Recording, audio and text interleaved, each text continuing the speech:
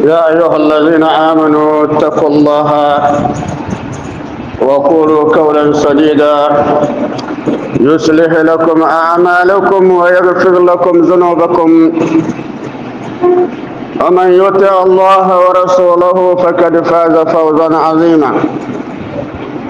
والحمد لله رب العالمين، نحمده ونستعينه ونستغفره ونعوذ به من شرور أنفسنا ومن سيئات أعمالنا.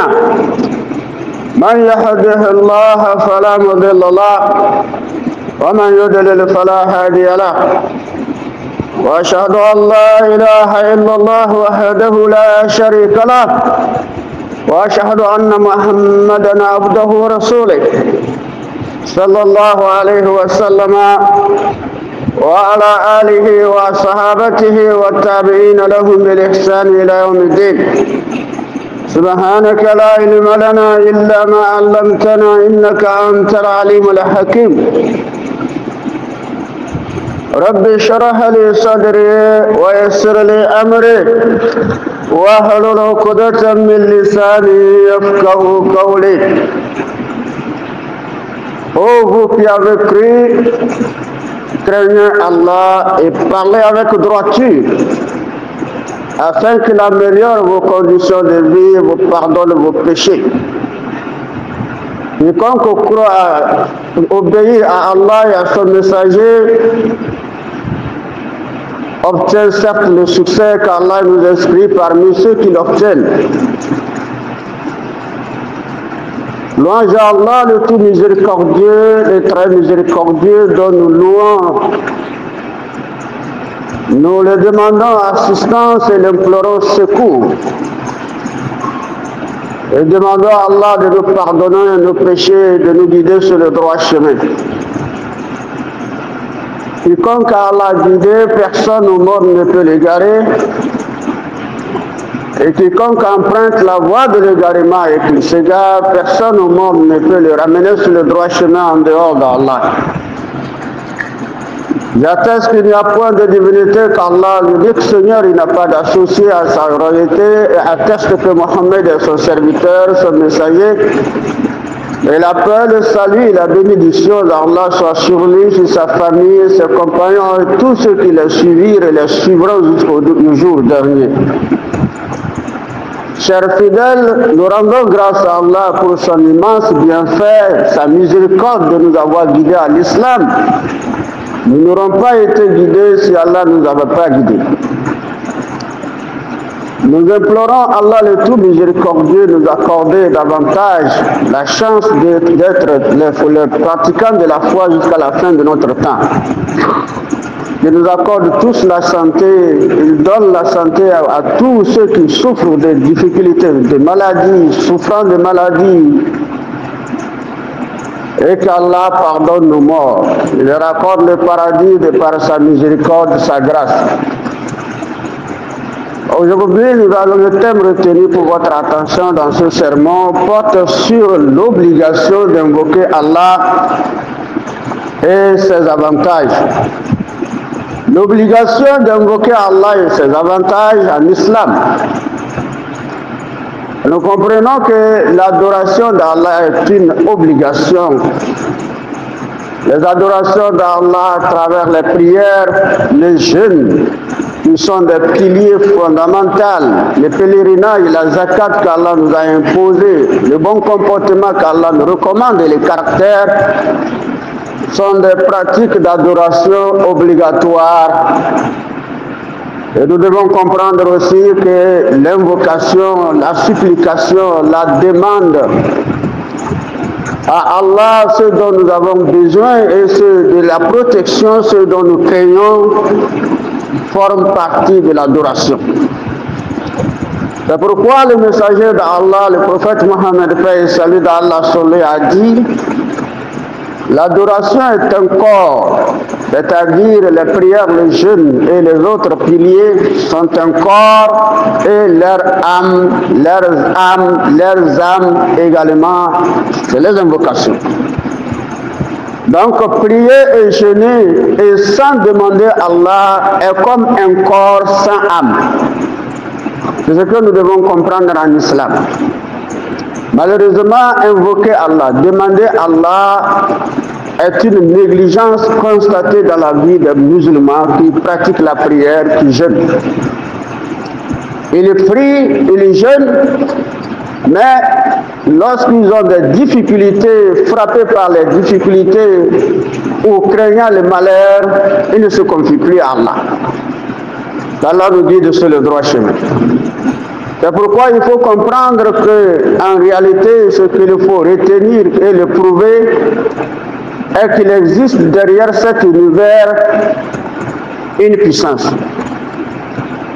Et cette puissance, le Coran, qui est le dernier livre sacré qu'Allah révéla à son dernier messager, le prophète Mohammed, paix et salut d'Allah sur lui, désigne cette puissance-là sous le nom des attributs les plus nobles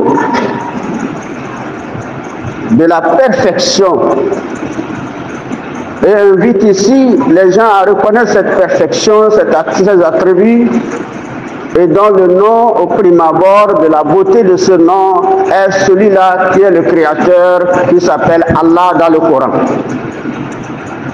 C'est lui le créateur de cet univers.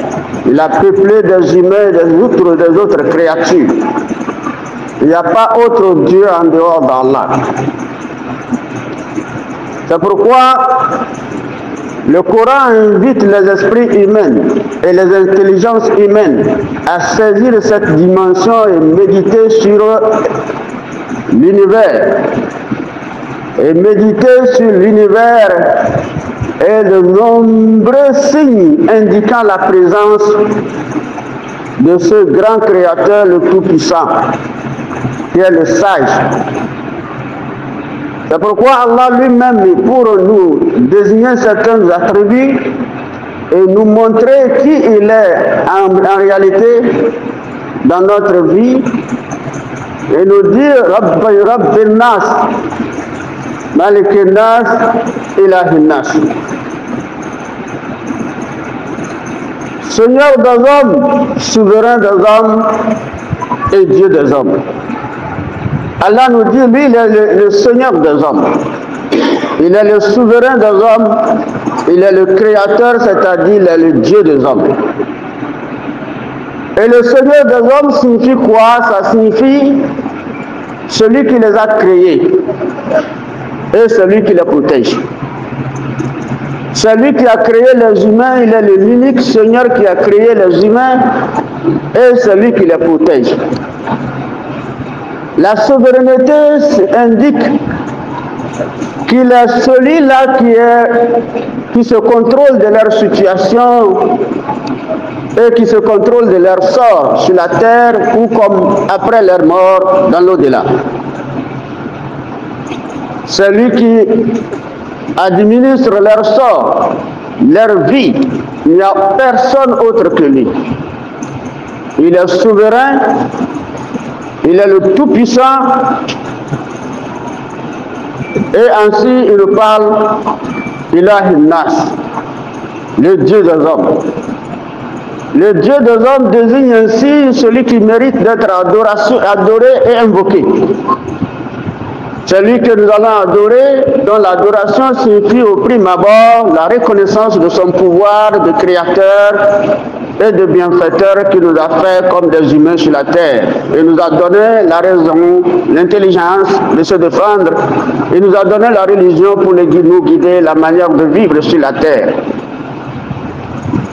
Il est ce Dieu-là qui mérite cette reconnaissance-là que de l'exprimer par les actes qui est la prière, les jeûnes, les pèlerinages, les zakats et toutes les autres formes d'adoration qui s'en suivront ou qui s'en suivent.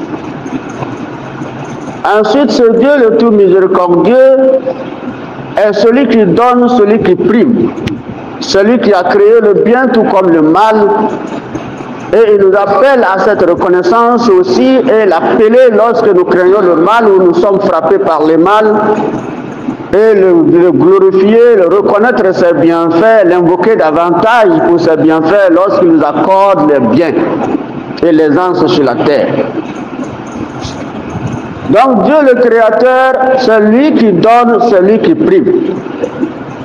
Et que nous devons reconnaître ça et être toujours à jour, être présent dans sa supplication, dans sa demande. Et il a voulu aussi que par les invocations, l'homme puisse savoir qu'il y a une différence entre Allah et sa créature, et sur sa créature humaine. Allah a donné aux hommes, c'est lui le possesseur de tous les biens. C'est lui qui détient tout, il s'est surnommé Al-Ghani, il est au large de tout. Allah n'a pas besoin de nous, il n'a rien besoin puisque c'est lui qui en a possède. La puissance, le pouvoir, il est le tout-puissant. C'est lui qui donne cette puissance et ce pouvoir. La richesse, c'est lui qui détient, c'est lui qui crée la richesse, c'est lui qui donne les hommes, il les distribue. Il ne choisit pas une seule personne pour l'en faire, pour le donner, mais il distribue. Il distribue le pouvoir, il distribue la richesse. Le plus savant, Al-Alim, c'est lui qui distribue le savoir à sa créature. C'est lui, Allah, qui détient tout. Alors il est vivant, il est immortel, il ne meurt pas. Tandis qu'il distribue la vie et il distribue la mort. La différence entre nous et Allah, que nous mourrons, nous vivons, nous mourrons, tandis qu'il est éternel, il vit, il ne meurt pas. Et cette différence encore s'explique par le fait que Dieu qui détient tout, lui, il nous invite à le demander. Il nous appelle à le demander. Mais l'homme n'appelle pas à ses semblables de lui demander. Dieu aime qu'on le demande, mais l'homme n'aime pas qu'on lui demande. Dieu aime que quand on le demande, qu'on insiste. Mais l'homme, quand tu le demandes, tu l'insistes, il va te chasser. Mais Dieu, quand tu le demandes, tu insistes dans ta demande, insiste toujours, il te rapproche de lui. Mais l'homme, quand tu le demandes et tu insistes à le demander, il te repousse, il te chasse. C'est la différence entre Allah et sa créature, surtout sa créature humaine. C'est pourquoi nous devons comprendre que les invocations, quand nous disons Adoua, invoquer, invocation, c'est une sollicitation. Ça veut dire demander, appeler. Demander ce Dieu qui possède, appeler ce Dieu qui a le pouvoir d'éradiquer le mal, appeler ce pouvoir qui a la puissance de se protéger, de te protéger du mal. C'est pourquoi on parle de doua, les invocations. C'est une obligation. Ce n'est pas une pratique facultative. C'est une pratique obligatoire de demander à Allah. Lorsqu'on demande à Allah, il est content de nous. Tout comme quand on l'adore, on prie, on jeûne, il est content de nous. Et quand on prie, on jeûne, on n'invoque pas Allah, on ne demande pas à Allah. C'est comme un corps qui n'a pas de l'âme, un corps qui n'a pas d'âme. Mais lorsqu'on prie, on jeûne et on demande à Allah, là nous avons un corps et une âme. C'est pourquoi le prophète sallallahu alayhi wa sallam a dit l'adoration est un corps et les invocations sont une âme. Alors une adoration dépourvue d'invocation est un corps sans âme. Donc nous devons comprendre qu'invoquer Allah, ça doit demander à Allah, c'est une obligation. Ce n'est pas un acte volontaire. Le musulman devait le savoir, n'est pas négligé de demander à Allah dans tous les moments, même insister. C'est la raison pour laquelle Allah lui-même il nous montre l'obligation par ce qu'il nous appelle dans le Coran. Ud'u rabbakum tadarru'an wa khufiya innahu la yuhibbul muhtadin. Invoquez votre Seigneur en toute humilité et dans la discrétion, avec la discrétion, car il n'aime pas les arrogants, il n'aime pas les transgresseurs. Allah dit invoquez-lui, invoquez-moi, demandez-moi. L'homme ne dira jamais, quel que soit ce qu'il possède, et dire aux gens, venez me demander. Mais Dieu dit, mais c'est moi qui en a, c'est moi qui détiens ce que vous voulez. Demandez-moi. Avec humilité, évitez l'orgueil. Montrez à Allah que vous êtes faible. Vous n'êtes pas à la hauteur de tout, vous avez besoin de lui. Dans cette humilité, demandez-lui. Et Allah nous dit, demandez-moi, soyez discret. C'est-à-dire, ne vous lamentez pas, ne présentez pas vos problèmes aux gens. Il ne peut pas vous résoudre vos problèmes. Présentez les problèmes aux gens.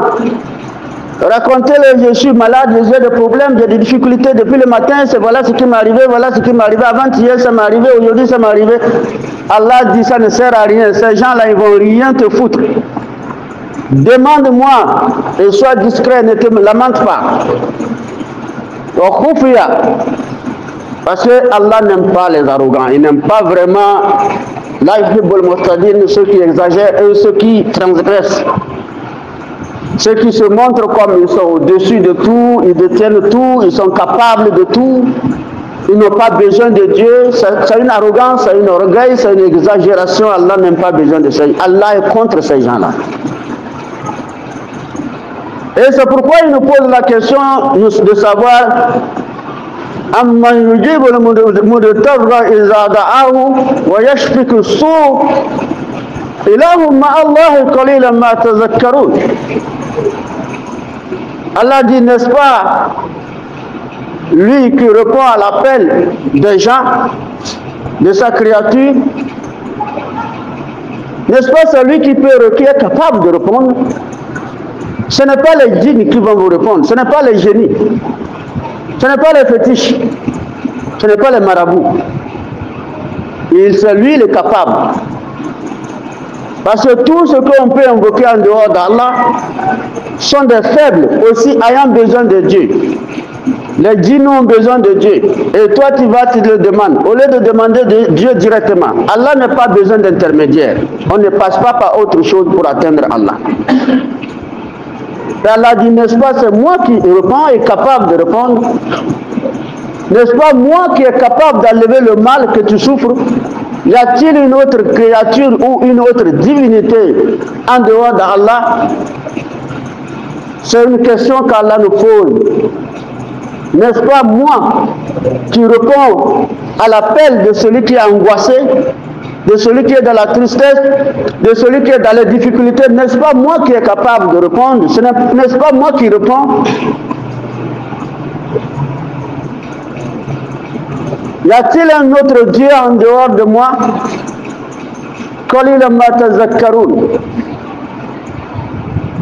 Mais peu d'entre vous, il est rare que vous l'invoquez. Ici, Allah nous dit, nous parle de la rareté de son invocation. Les croyants, les musulmans, les adorateurs d'Allah, ceux qui prient ne sont pas rares. Ceux qui jeûnent ne sont pas rares. Ceux qui accomplissent le pèlerinage ne sont pas rares. Ceux qui adorent Allah de par les piliers qu'il a prescrits ne sont pas rares. Mais les invocateurs sont rares. C'est pourquoi Allah dit, mais ceux qui se rappellent de moi me demandant, ils sont rares. Et c'est vrai. C'est vrai, ils sont rares. Quand on dit salam alaikum wa rahmatullahi, salam alaikum wa rahmatullahi, après la prière, vous allez voir les bousculades. On est en train de sortir, on cherche à sortir. C'est qu'Allah nous a demandé, je suis venu faire, j'ai prié.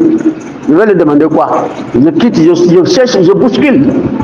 On ne connaît plus handicapé sur la porte, on cherche à pousser les gens de jeter. Pour sortir.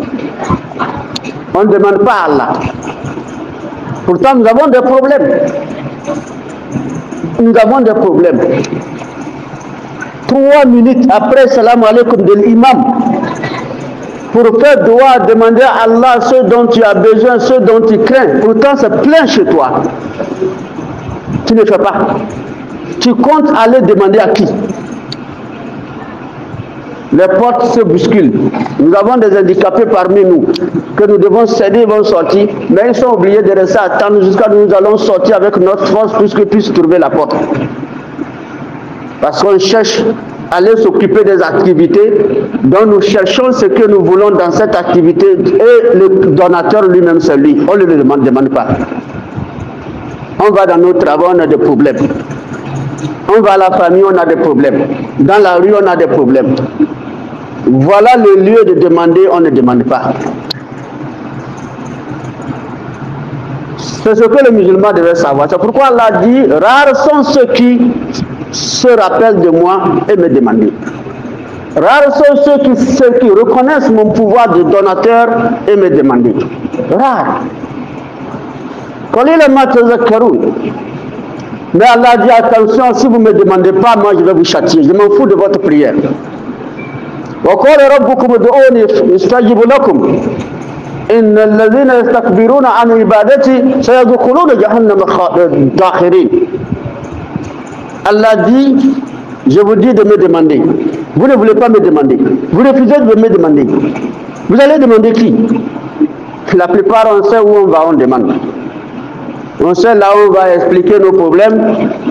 Pour dire ah, vraiment j'ai des problèmes là, ma famille, vraiment ma maladie là, vraiment mon marché là, vraiment on sait où on va demander. Mais lui rester dans la mosquée ou bien rester dans ma chambre sur le tapis ou même en circulation, regarde, dire oh Dieu, vraiment sauve-moi, oh Dieu, Dieu, on ne fait pas. Mais on est capable de rentrer chez notre semblable qui lui aussi a besoin d'Allah. Pour lui dire, il y a des problèmes, il y a des problèmes, il y a des ceci, il y a des ceci, je suis venu pour te voir, si tu pouvais m'aider avec quelque chose, ça peut m'aider dans mon travail, de me protéger, de ma famille, protéger. Il peut quoi? Il a besoin de ça aussi dans sa famille. Il a besoin aussi dans son travail. Il a besoin de prospérité plus que toi. Il a besoin de santé plus que toi. Lui aussi, c'est un malade. C'est pourquoi les textes coraniques invitent les consciences et l'intelligence humaine à méditer sur tout cela et reconnaître que derrière cet univers, il y a une force qui est Dieu, qu'on ne peut pas contourner. C'est pourquoi il nous dit votre Seigneur dit appelez-moi, je vous répondrai. Il vous dit appelez-moi, je vous répondrai. Et pourquoi vous ne voulez pas appeler? استجب لكم إن الذين يستكبرون عن عبادتي سيدخلون جهنم داخرين. Mais ceux qui par orgueil se refusent de m'invoquer entreront en enfer humiliés. Voilà ce que nous disons. Ils ne sont pas ceux qui prient, ils ne sont pas ceux qui jeûnent, ils ne sont pas ceux qui ont fait le pèlerinage. Et pourquoi ils vont rentrer encore en enfer humiliés? Parce que Dieu dit, oui, tu m'adores avec la prière, le jeûne. C'est un corps que tu as là. Mais tu n'as pas l'âme dans ce corps. M'invoquer, tu ne m'invoques pas. Il n'y a pas l'âme dans ce corps. Un corps à lui seul ne rentre pas au paradis. C'est l'âme qui rentre au paradis. Tu as évité ton corps, le corps de ton adoration de l'âme. Et tu vas chercher quelque part. Allah dit ça, c'est de l'orgueil parce que tu penses que tu te suffis, tu n'as pas besoin de Dieu, ou bien tu penses qu'il y a d'autres qui sont capables de te procurer cela plus que Dieu. C'est une forme d'orgueil. Allah qualifie ça d'orgueil. C'est pourquoi je dis, Allah nous invite à l'invoquer et cela désigne ce qu'on appelle une différence entre nous et Dieu, entre l'homme et Dieu. Voilà lui, Dieu dit, demandez-moi, je vous donnerai. Qui d'entre nous ici est capable après la prière de s'arrêter pour dire, bon, qui ont besoin de, venez, quels sont ceux qui ont besoin, je vais vous donner, venez, et puis il va commencer par nous donner. Y a-t-il quelqu'un ici capable de ça? Y a-t-il quelqu'un dans ce monde, dans cette ville ou dans ce monde capable de ça? de s'arrêter quelque part et dire venez, venez, venez, venez, donnez-les, donnez-les, donnez-les et puis on va vous donner. Mais Dieu dit c'est lui qui vous invite et c'est lui qui vous donne. Mais quand vous refusez, c'est une forme d'orgueil et Allah dit va contraindre ceux-là qui refusent de l'invoquer à l'enfer humilié. Parce que lorsque tu te sens suffisant de toi-même, alors Dieu va t'humilier avec l'enfer, que Dieu nous préserve. Il nous guide à comprendre cette réalité aussi, qui est une âme de notre adoration que nous adorons, dont nous négligeons. Ensuite, Allah subhanahu wa ta'ala voudra que nous sachions et réfléchissons aussi, méditons sur le monde, comment il a créé l'univers, il a peuplé des humains. Et afin que nous, les humains, les gens ont vécu de génération en génération, des époques différentes. C'est ainsi que toutes les générations passées, qui ont vécu avant nous des époques différentes, ont connu leurs situations différentes aussi, leur situation de bonheur, de prospérité, tout comme leur situation de malheur, de difficulté ou de trouble. Chaque génération ou époque a connu cela. Mais malheureusement, à notre époque, la situation est plus dégradée sur tous les plans. Aujourd'hui, la prospérité, le bonheur que nous courons derrière est rare. Ce que nous cherchons à heurter, à échapper, c'est le malheur, les difficultés. C'est des problèmes. En dépit du fait qu'à notre époque, la science humaine s'est généralisée. La culture s'est généralisée. Offrant à l'homme moyen de loisirs et de plaisirs divers. Tout ce que l'homme a comme science et produire de par sa science et maintenant s'engager dans sa culture nous a offert quand même un certain nombre de plaisirs et de loisirs. Mais ce sont des choses suivies malheureusement par des difficultés qui sont au-delà de ce que nous pensons. La pauvreté, les meurtres, les guerres, des maladies diverses, des maladies qui n'existaient pas à l'époque de nos anciens, ces maladies existent aujourd'hui. Et le prophète sallallahu alayhi wa sallam a prédit cela. Il dit quand les dépravations des mers se répandront sur la terre, Allah enverra des malheurs, Allah enverra des difficultés, Allah enverra surtout des maladies que vos ancêtres n'ont jamais connues. Allah enverra des maladies que vos ancêtres n'ont jamais connues. Si on fait un arrière de l'histoire de 50 ans passés, des personnes qui ont vécu 50 ans passés, des maladies qu'ils ont connues, entendu parler, et qui sont morts depuis. Donc aujourd'hui, si on les ressuscite pour les dire, connaissez-vous, on cite seulement 10 maladies présentes actuellement, ils vous diront qu'ils n'ont jamais entendu, ils ne croient même pas que ces maladies pourraient exister. Des maladies que la science moderne, malgré le développement scientifique et de l'évolution médicale, on n'arrive pas à soigner ni détecter même ces maladies.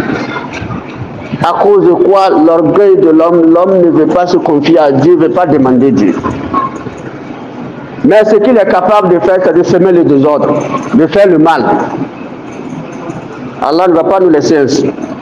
Parce que nous avons enfreint ses lois, nous avons transgressé sur les lois d'Allah. Allah nous facilite la compréhension, nous guide sur le droit chemin. اهدنا الصراط المستقيم صراط الذين أنعمت عليهم غير المغضوب عليهم ولا الضالين آمين وأقول قولي هذا أستغفر الله لي ولكم ولسائر المسلمين من كل ذنب واستغفروه إنه هو الغفور الرحيم.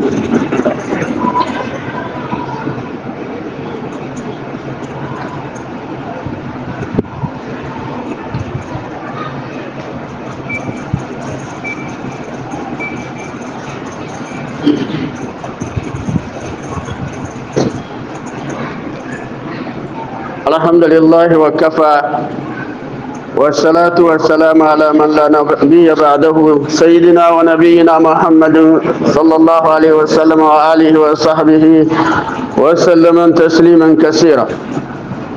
Alors si nous voyons la situation de notre époque, très effrayant et très inquiétant, Donc à qui pourrons-nous faire recours?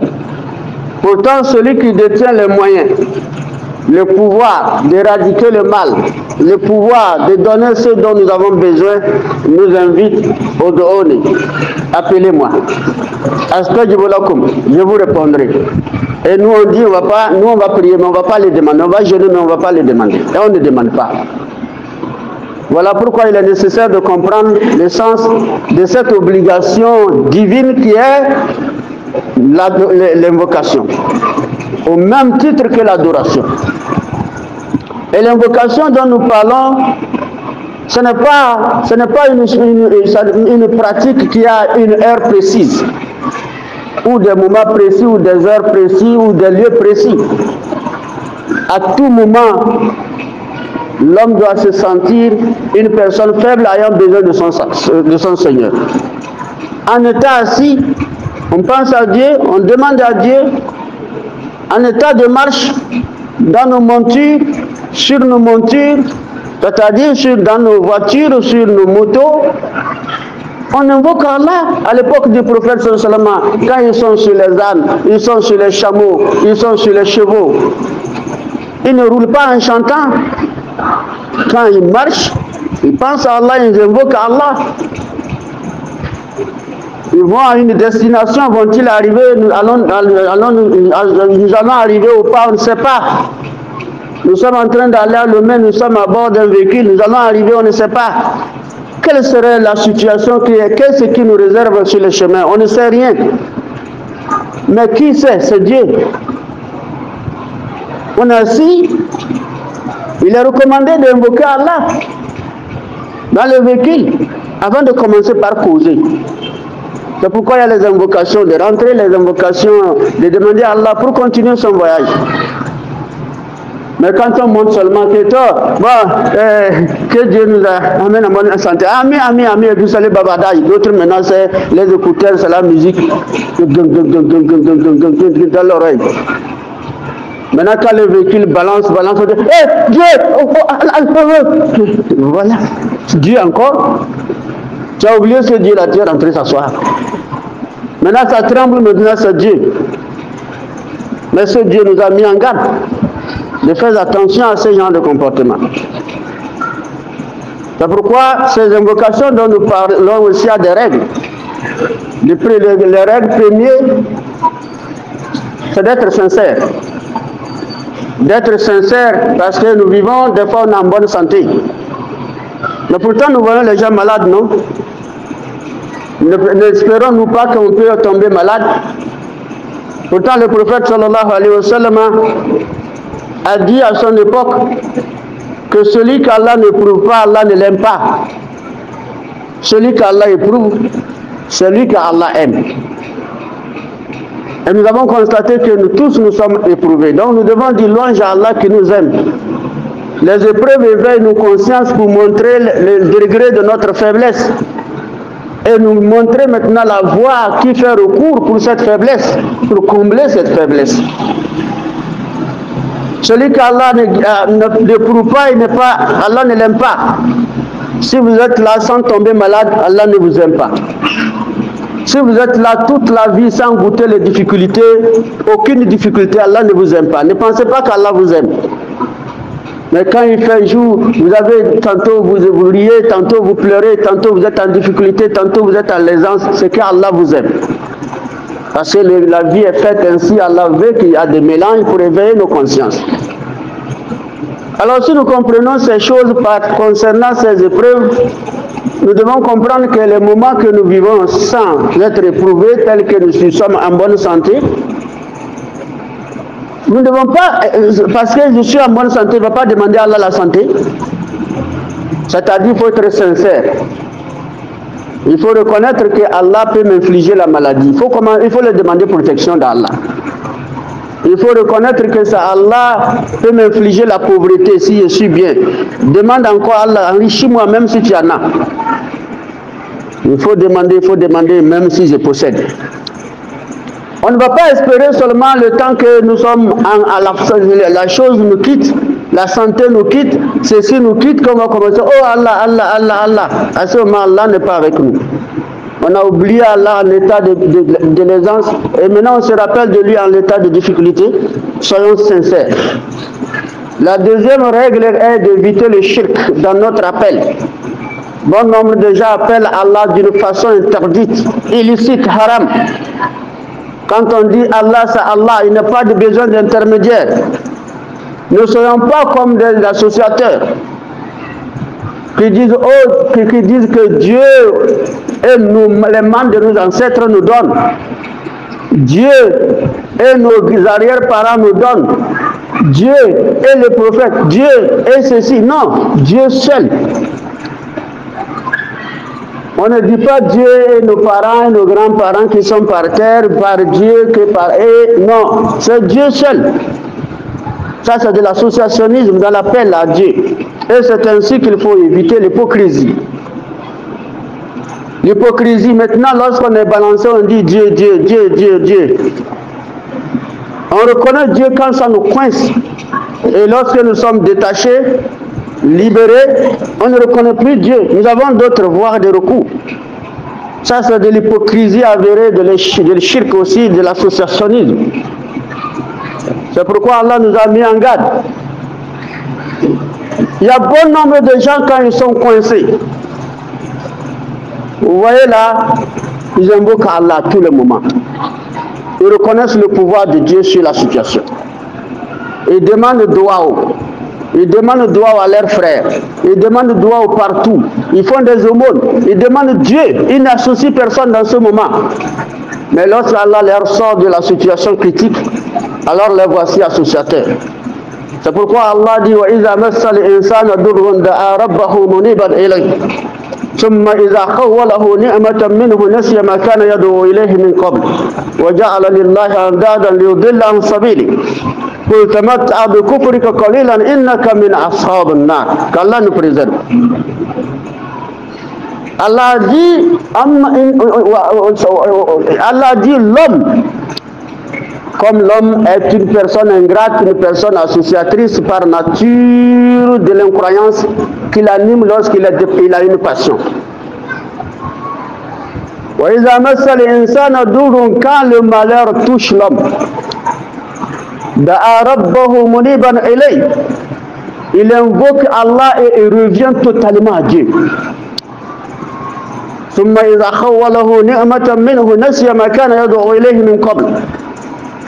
Mais lorsque nous l'accordons une part de notre bienfait, on le sort de la situation. Et le voici qui oublie la raison pour laquelle il appelait Dieu. Il oublie.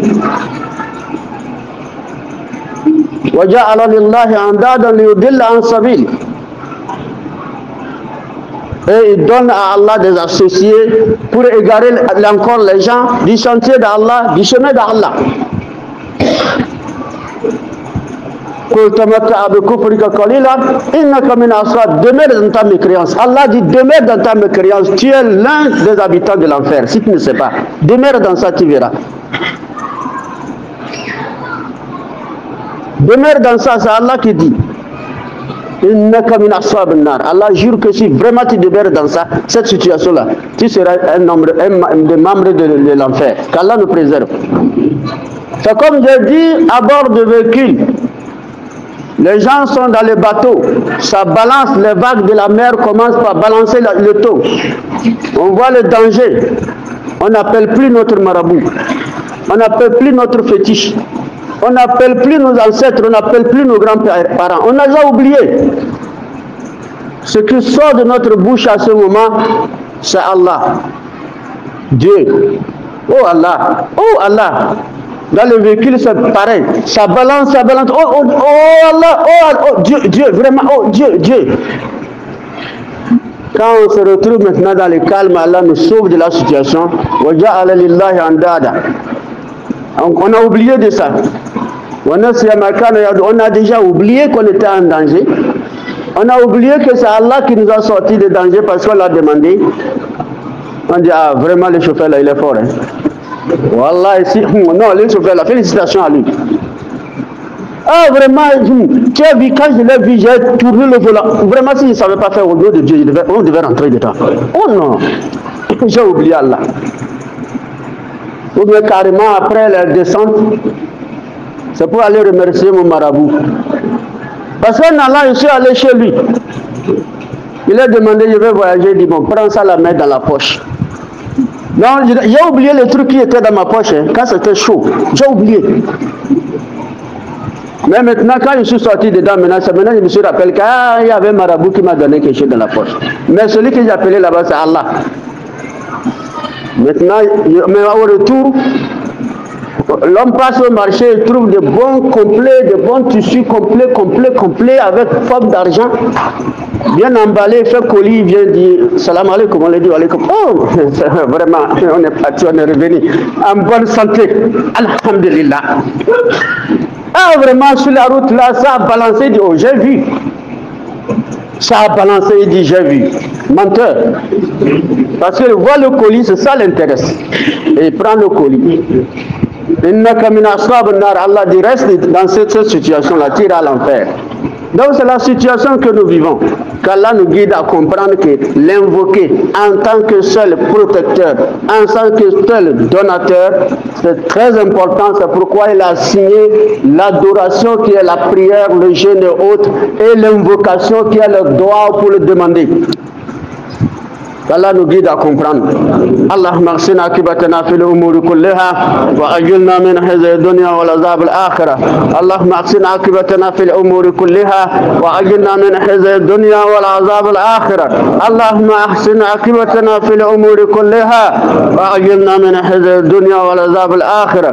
Allahumma irzuqna fiqhan fid din wa zihadatan fil ilm wa kifayatan fil rizq wa sihhatan fil badan wa tawbatan qabla al maut wa rahatan عند الموت ومغفرة بعد الموت والنجاة من النار. ربنا آتنا في الدنيا حسنة وفي الآخرة حسنة وقنا عذاب النار. ربنا لا تزغ قلوبنا بعد إذ هديتنا وهب لنا من لدنك رحمة إنك أنت الوهاب. ويا مقلب القلوب ثبت قلوبنا على دينك. توفنا مسلما وألحقنا بالصالحين. سبحان ربك رب العزة عما يصفون والسلام على المرسلين والحمد لله رب العالمين.